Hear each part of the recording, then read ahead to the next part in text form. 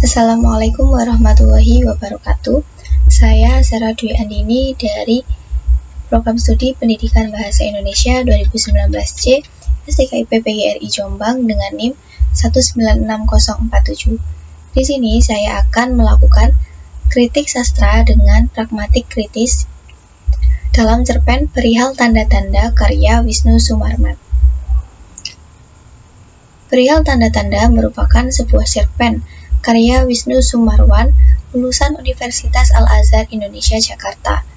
Cerpennya termuat dalam antologi cerpen kelas Cerpen Kompas 2016, Cerita Para Perambah. Perihal Tanda-Tanda ini bercerita tentang seorang nenek yang selalu menduga, memberi peringatan atau sebuah tanda-tanda ketika ada orang di sekelilingnya yang hendak meninggal dunia.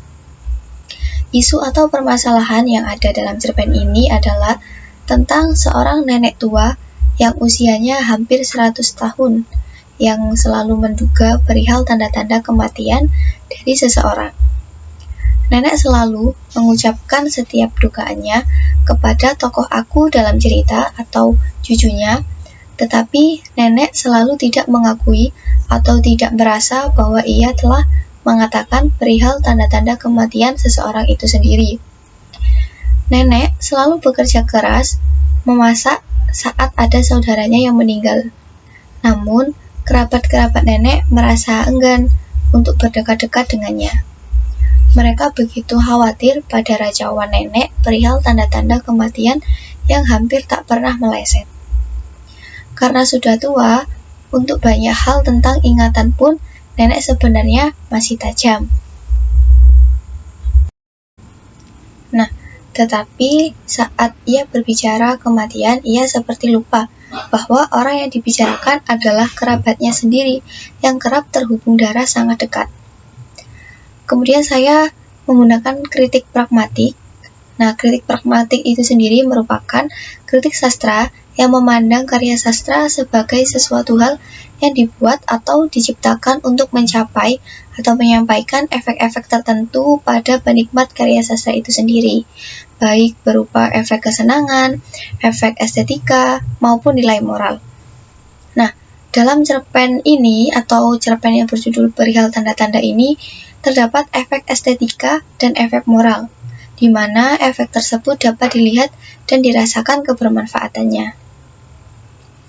Nah, cerpen ini merupakan bacaan yang menarik dan patut dijadikan pelajaran bagi pembaca, karena cerita ini mengangkat tema tentang kehidupan dan kematian, sehingga cocok dibaca di semua kalangan.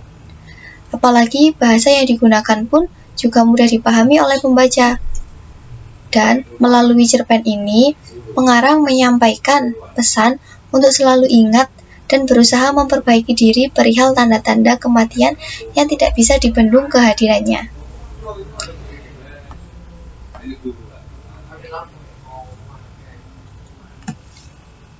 Dalam cerpen terdapat beberapa kalimat yang berisi tentang peribahasa, sehingga hal ini dapat memperindah isi dari cerita itu sendiri, dan juga dapat mempermudah untuk memahami maknanya. Seperti kalimat yang diucapkan nenek dalam cerpen itu. Di antaranya adalah kalimat ini, bahwa kehidupan adalah menanak nasi, yang tak tercium wanginya sesaat menjelang harus diangkat. Dan bau kematian adalah nasi yang hampir tanah itu. Nah, kalimat tersebut mengandung efek estetika dan juga efek moral. Nah, kemudian dalam cerita ini, tokoh nenek sering dimunculkan untuk menceritakan tentang praduganya dan hal-hal yang ia rasa sebelum kematian datang menjemput keluarga dekatnya, agar bisa selalu waspada dan bisa memahami maksud dari perkataannya. Dalam cerpen ini tidak dijelaskan secara runtut mengenai lanjutan dari kisah yang akan terjadi, sehingga hal ini merupakan salah satu kekurangan dari cerpen ini. Tapi selain itu juga merupakan hal yang menarik juga. Tapi di akhir cerita akan terasa mengambang, dan si pembaca itu disuruh untuk memikirkan sendiri atau menghayal tentang apa akhir dari cerita itu sendiri. Dalam cerpen ini juga tidak dijelaskan pula tentang keterangan waktu terjadinya cerita. Berdasarkan hasil analisis pragmatik ini, cerpen ini merupakan karya sastra yang memiliki efek baik bagi pembaca. Cerpen ini sangat direkomendasikan untuk berbagai kalangan, khususnya para orang tua dan remaja. Karena apa? Karena cerpen ini mengandung pesan moral yang baik dan patut untuk dikerjakan. Sekian kritik sastra pragmatik dari saya dalam cerpen Perihal Tanda-tanda karya Wisnu Sumarwan. Terima kasih. Wassalamualaikum warahmatullahi wabarakatuh.